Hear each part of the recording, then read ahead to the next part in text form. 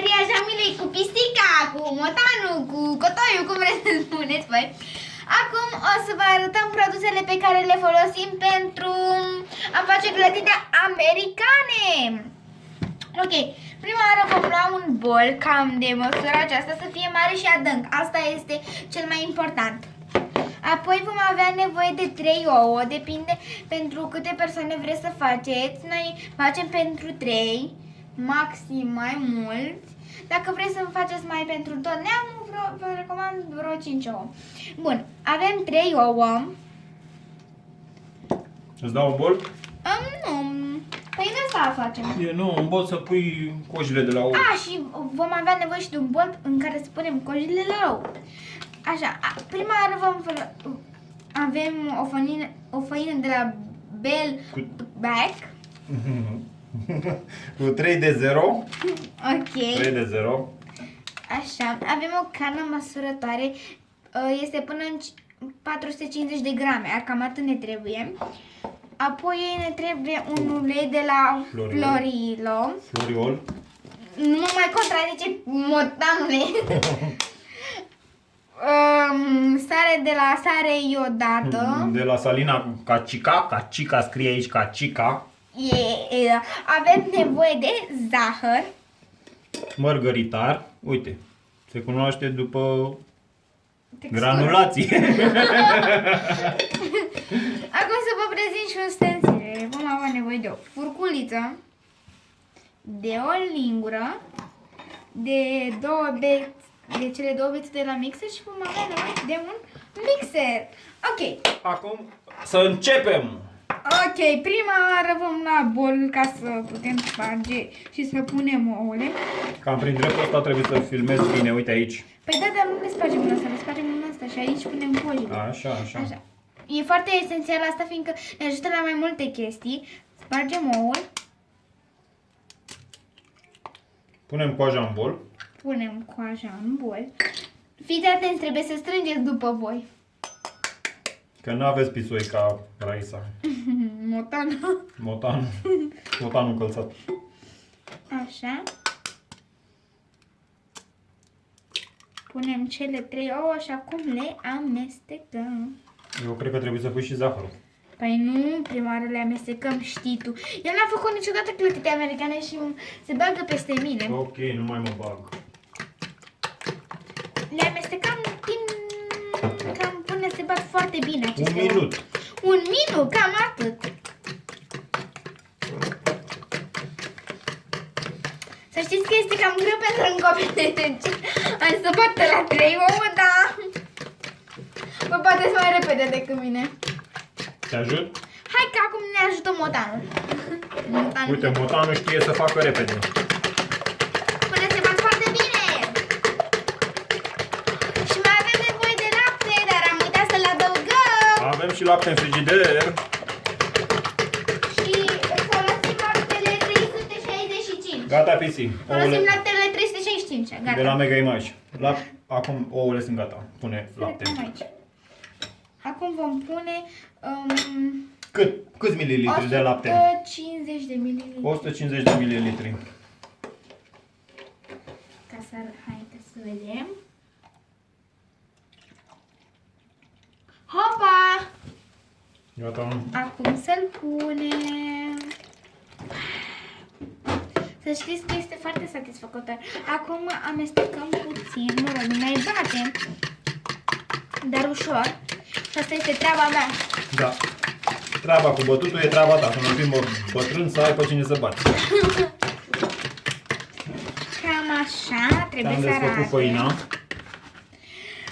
Bun, acum vom pune făina. Uite lingura acolo. Păi stai că trebuie să punem un gramaj, doamna, Să știi? punem aici.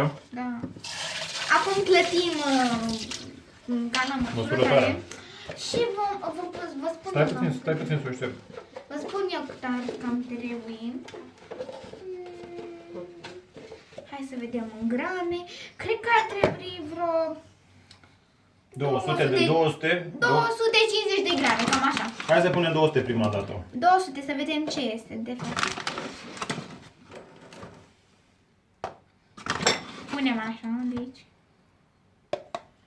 Punem 200 și dacă e subțire mai punem, da? Da. E ok? Este, da? Da. Hai, dacă e mai punem după. Ok, acum vom pune... acum domnul Motan va face... va Monta mixerul. monta mixerul. Da. Prima oară punem așa câte puțin, fiindcă nu trebuie să ne Stai grăbim. puțin să montez mixerul. Să batem, Pe partea cealaltă. pe partea să batem foarte bine cocoloșile, dar nu punem toată faina deodată, Trebuie să ne iasă fiindcă bine. nu e recomandat să punem, uite așa, faina deodată. Gata, este suficientă pentru prima Așteaptă-mă. oară. Așa, acum așa. Prima oară ușor și apoi mai puțin mai repede. Viteza asta e tocmai bună acum. Să Acum- facă cocoloșe! Adaugă tu făină, ușor așa. Așa, prin mișcare lentă. Așa, așa. Așa, mai adaugă. Ușor. Noi o punem câte puțin ca să nu facă cocoloșe. Gata? Mai punem. Punem. Mai. Mai. Opa. Gata, am pus-o pe toată. Așa trebuie să... Cred că mai trebuie 50 de grame. Așa este, v-am spus eu că mai trebuie, dar trebuie mereu să fim siguri pe noi. Mai adaugă cu lingura. Cu lingura. Cu lingura. Mai pune 2 linguri. Dar nu cred că mai trebuie, doar una. O punem noi așa. Doar una mai pune, numai că se îngroșe rău. Gata. Cred că e suficient. Este perfect, dar bate toată făina, te rog. Ok. Dar zici dacă e bine la consistență sau e prea subțire. Este perfectă, dar trebuie să bătem foarte bine marginile. Eu nu fac asta fiindcă mă bătesc și nu-i bine. Ok. Mai punem? Nu, este perfectă. Dăm un stop acum. Oprim? Da. Bun, lăsăm așa puțin. Și acum vom pune zahăr, puțină sare și apoi le vom amesteca puțin, tot cu mixerul și apoi punem ulei. Ok, prima oară punem foarte puțină sare. Câte lingurițe de Gata. zahăr? 3. Na, 2, 3. Ajunge, că nici prea dulce nu e bun, că o să punem în ceață de căpșuni. Noi am pus așa o... La ochi. La ochi sare. 3 lingurițe la ochi. Mă refer la sare, am pus așa o dată. A, sare punem la ochi, da. Adică 0,12 secunde, cam așa. Da. Hai, ai pus? Da, și acum trebuie să le amestecăm iară. Și să batem foarte bine zahărul, că nu este bun după. Ne călcăm pe noi. Între timp eu pregătesc uleiul de la Gloriol. Gloriol, așa. Nu mă mai contrazice motanule.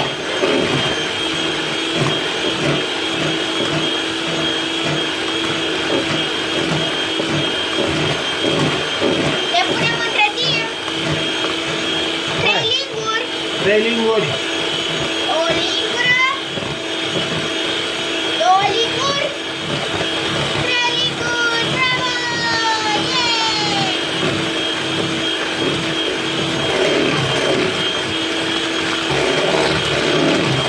Pisicuța cred că e gata, da? E foarte bine! Stop, bine, Stop! stop! Gata, mai amestecăm ceva, le scoatem, da? Da, le putem scoate. Și cam asta este... Cam asta este compoziția. Compoziția. O mai lăsăm puțin, nu? Dar o lăsăm în cana ei specială. Avem aici o cană specială. De la Kaufland. Clasic. Da, se numește Vaviano, care a costat în jur de 45 de lei. Un milion, a găsit el. 1,5 milion. A găsit el. Nu, doamne, 20 de lei a costat. Așa. Din care să o încingem? Stai puțin, trebuie să o lăsăm puțin la crescut în cană. Eu n-am lucrat cu cana asta niciodată, așa că...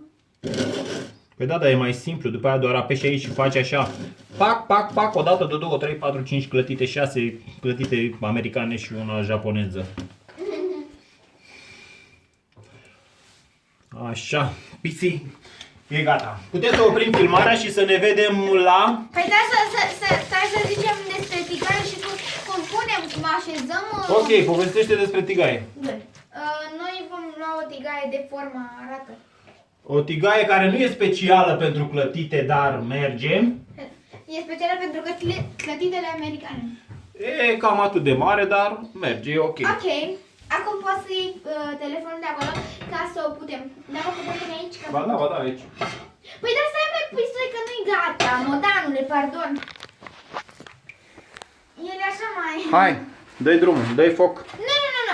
Vom lua un șervețel și Așa. îl vom înmuia în ulei. Ok. Să știți că nu trebuie să punem mult ulei, fiindcă clătitele americane se fac și fără ulei chiar, dar noi trebuie să fim siguri. Depinde și de tigaie. Ok. Gata. Am pus. Și acum în... Motanul le mai adu puțin, că țin eu telefonul. Puțin ulei. Pune puțin acolo așa. Hopa! Opa mitică! Întindem foarte bine uleiul. Poftim, dă-i foc. Și nu eu dau, fiindcă eu nu știu care e gazul vostru. Ok, știu eu. Ok, și acum vom lăsa tigaia să se încindă Gata. pentru 3 minute. Putem să oprim filmarea și revenim când... Nu, punem pauză la filmare și revenim. Pa! Unde e pauza? Aici, nu? Da, aici. Sarea Și ca să pune... Unde e sarea? Acolo, nu știu, ai pus... Ok, las. Bun, acum avem o farfurie ca să putem pune clătitele și aici este tigaia la încins. Cam așa trebuie să arate focul. Cât e de la Whirlpool. Acum o să ne arate domnul Gelu unde este gemul. Dar noi Vom pune o melodie. Dar- Dar început, punem stați puțin. Dar noi folosim un gem de căpșune proaspăt făcut de mâinile mamei soacre și Al mamisoc. bunici. Ok, revenim după ce se încinde tigaia și o să vă arătăm și gemul. Ok, hai că acum ne arată pisoi unde este gemul. În cămară este gemul. În cămara de 2 bani. Cum se spune. Uite, așa arată gemul. Ha. Zici Acum, gata, filmăm. dau drumul? Da. Și cam așa trebuie să arate. Wow. Uitați, așa este perfect. Oh, stop. Domnul Gelu nu prea știe să facă. Am să vă arăt eu după. Acesta este al lui Pisoi. Noi le facem original. El are burta mai mare. Aceasta este bucătăria lui Pisoi. Uite și asta e puțin murdare, ne scuzați. Dar noi folosim și această chestie. Următoarea faci tu, de-aia mică. Și le vom face a la carte. Ok? Da, asta este luată din Ikea. Cheia la 12,50 lei.